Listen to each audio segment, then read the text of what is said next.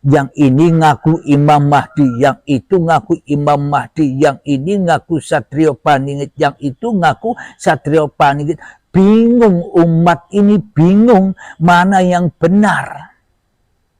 Selagi kita masih bermain-main saja di dalam dunia ini, selagi kita masih menjadi budak-budaknya iblis dan setan, selama kita masih jadi rasul-rasulnya setan, selama kita masih menjadi utusan-utusan setan, selama kita menjadi satrio paningitnya setan, selama kita menjadi al-mahdinya setan, maka selamanya kita buta dan tuli kepada kebenaran Tuhan ini.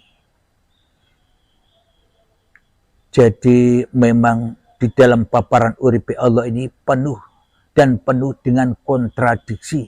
Ada yang menerima, ada yang menolak.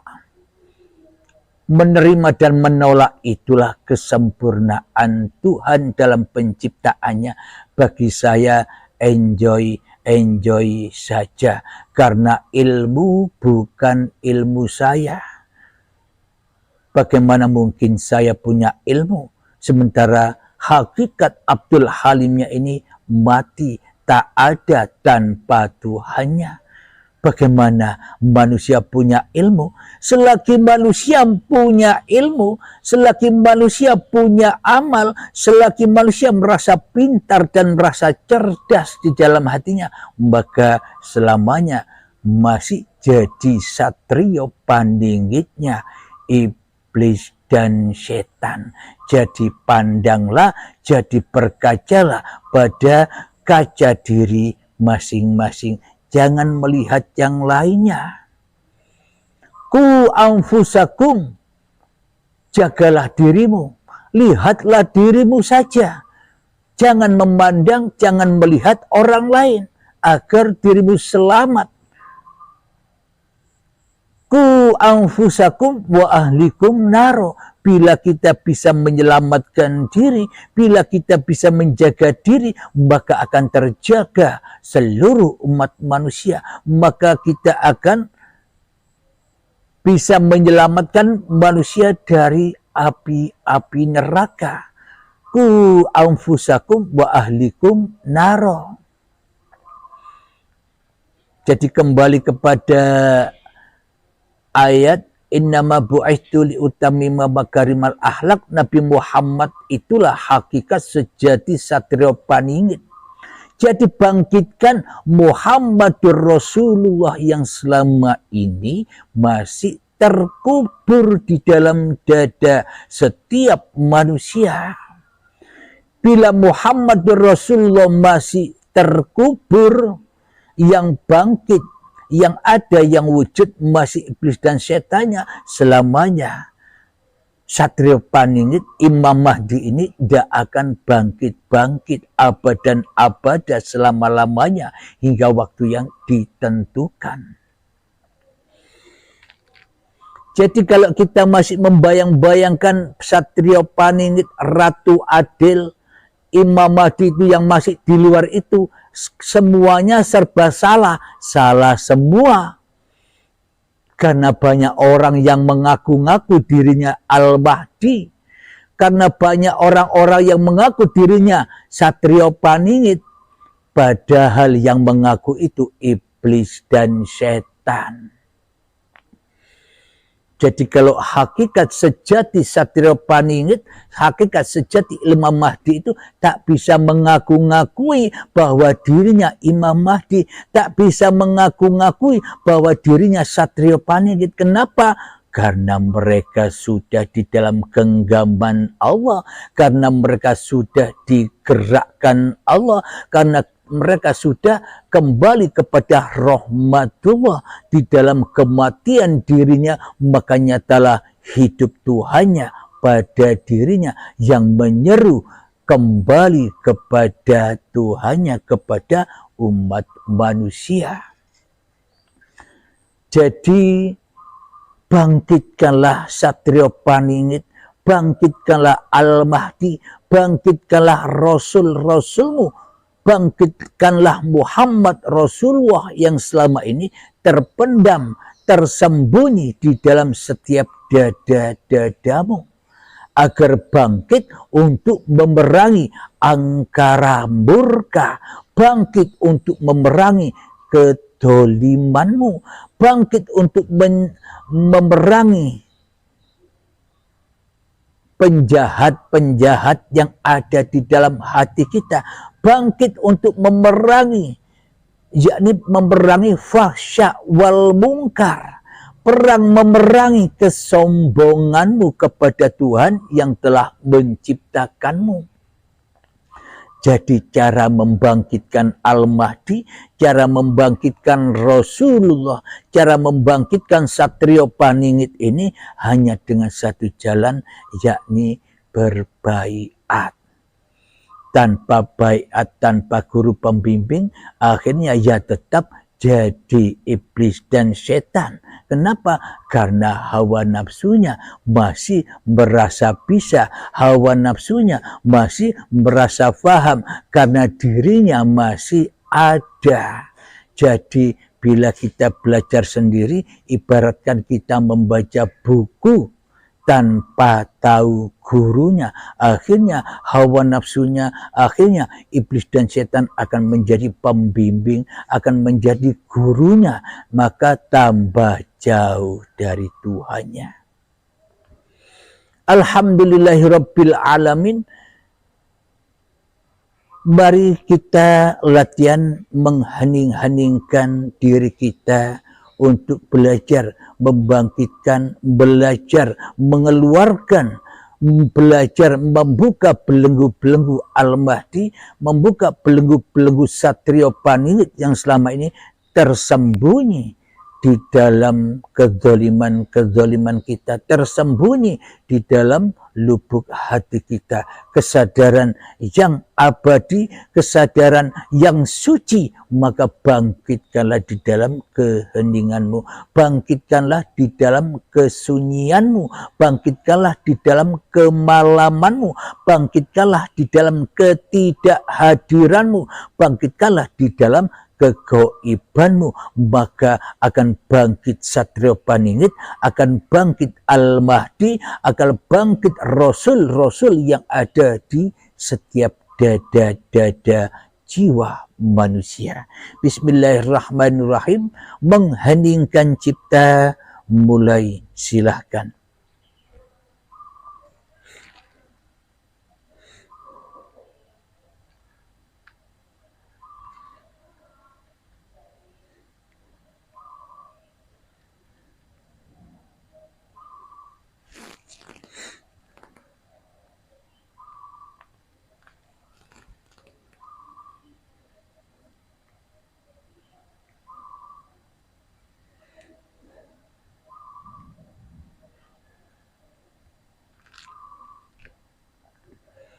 Alhamdulillahirabbil alamin.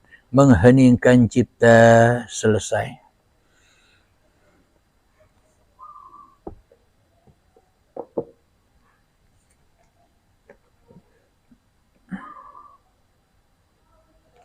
Mari kita buka di dalam surat An-Nisa.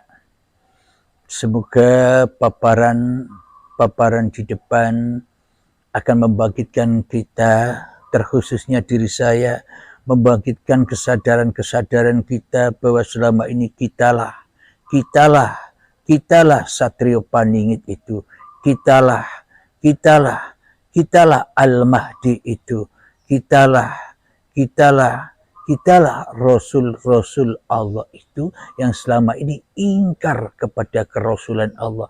Kita lebih cinta kepada menjadi Rasul-Rasulnya hawa nafsu kita sendiri. Kita lebih ikut kepada iblis dan setan daripada ikut kepada ati Allah wa ati ar-Rasul. Bila kita ikut setan, ya jadi rasulnya setan.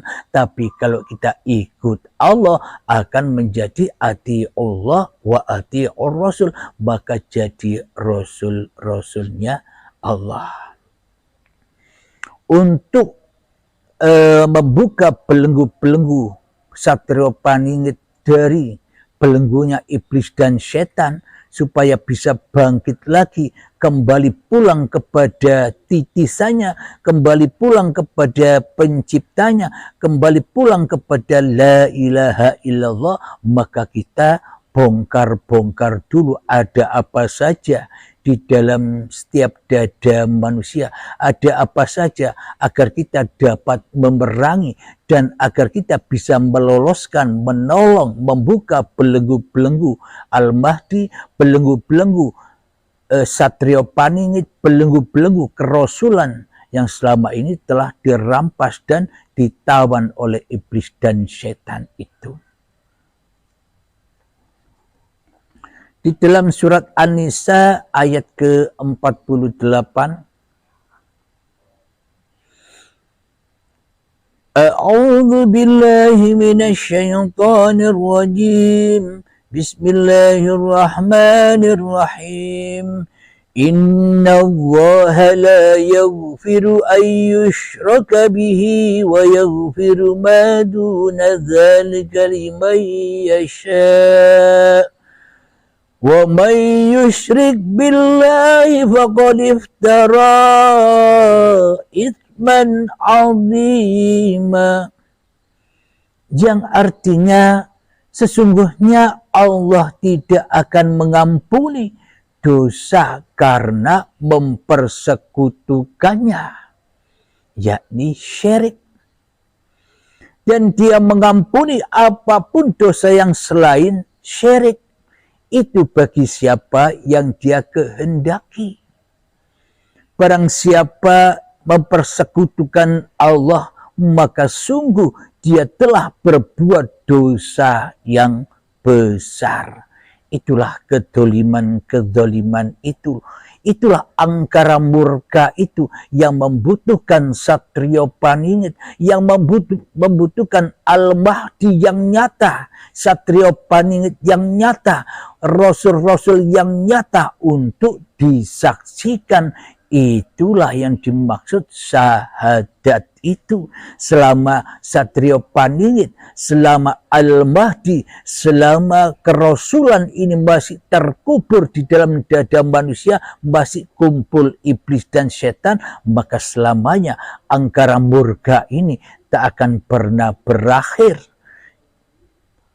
Maka apapun yang kita kerjakan selalu jatuh kepada angkara murka. Sholatnya angkara murka, ibadah-ibadahnya yang selama ini dibangga-banggakan angkara murka, ilmu-ilmunya selama ini yang dibangga-banggakan, yang dimulia-muliakan angkara murka, kepintaran, kecerdasan yang selama ini dibangga-banggakan, itulah kemungkaran, fahsya wal mungkar di sisi Tuhannya. Karena apa? Karena kita selama ini mentuhankan diri kita sendiri. Karena kita selama ini syirik, mensekutukan Allah, mensekutukan Tuhan dengan kewujudan, dengan kehidupan, dengan kekuasaan hawa nafsu kita sendiri yang ada di hati kita. Jadi intinya ketika kita masih merasa ada, ketika Allahnya masih tak ada, Allahnya gaib, maka itulah Dajjal, setan, iblis, yakni kaum jahiliyah yang harus kita berantas, yang harus kita perangi dengan jihad fisabilillah, menyeru kepada jalan Allah. Bagaimana mungkin kita bisa menyeru manusia sedangkan kita sendiri masih terkubur di dalam singgasananya iblis dan setan? Bagaimana mungkin kita mengingatkan manusia sementara diri kita masih menjadi Tuhan di dalam dada kita? Bagaimana mungkin kita bisa menyeru manusia untuk kembali kepada jalan Tuhannya sementara kita di dalam hati kita lebih wujud keberadaannya daripada wujud Tuhannya di hatinya? Alhamdulillahirabbil alamin. Sesungguhnya Allah tidak mengampuni dosa karena mempersekutukannya, syirik. Bila Allahnya masih gaib, ya itulah dosa yang azim. Mosok Allah ditiadakan, mosok Allah digaibkan, mosok Allah dimantikan, mosok Allah dilemahkan di dalam tiap-tiap dada kita selama ini. Memang kita bilang dengan hawa nafsu kita, Allah itu wujud, Allah itu nyata, Allah itu berkuasa, Allah itu Maha Esa, Allah itu pencipta manusia. Itu kan kata hawa nafsu, yang mana selama ini masih angen-angen wae, masih imajinasi wae, masih tidak nyata, tidak jengle-jengle. Itu hanya pembelaan iblis dan setan supaya dianggap mengerti Tuhan, supaya iblis dan setan dianggap tauhid. Kata banyak orang, iblis lebih bertauhid. Kata siapa? Kan kata iblis. Bagaimana mungkin iblis mengatakan, mengakui lebih bertauhid dari manusia? Karena iblisnya merasa lebih ada daripada Tuhannya di hatinya. Itulah tauhid iblis. Yang mengaku tauhid itu ya iblis itu sendiri, yakni tauhid kepada iblisnya sendiri, tauhid kepada hawa nafsu dewe. Dewe tidak mentauhidkan Tuhannya. Bila iblis mentauhidkan Tuhannya, ya ndak ngaku-ngaku bila iblis itu bertauhid. Kenapa iblis itu mengaku bertauhid? Karena iblis itu mengakui ketauhidan dirinya di hatinya. Bahwa diri manusia kita mengakui keberadaannya, mengesakan, mentauhidkan dirinya sendiri di dalam hatinya. Ya tentu saja ngaku-ngaku tauhid. Ya tentu saja ngaku-ngaku Satrio Paningit. Ya tentu saja ngaku-ngaku sebagai Imam Mahdi. Rebutan ngaku-ngaku Satrio Paningit, rebutan ngaku-ngaku Imam Mahdi, rebutan mengaku-ngaku Rasul-Rasulnya Allah, mengaku sebagai aulia Allah. Padahal di dalam hati para Rasul, di dalam hati para aulia, di dalam hati para Al-Mahdi, di dalam hati para Satrio Paningit, tidak ada lagi dirinya kecuali Tuhannya. Maka bagaimana mungkin ngaku-ngaku sebagai Rasul, ngaku-ngaku sebagai aulia, ngaku-ngaku sebagai Satrio Paningit, ngaku-ngaku sebagai Al-Mahdi, bila bukan iblis dan setan yang mengaku-ngaku itu semua.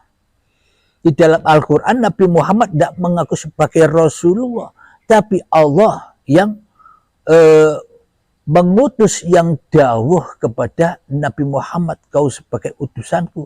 Selama ini kan kita pun tidak menyangka, tidak menyadari bahwa kita pun juga utusan-utusan Allah.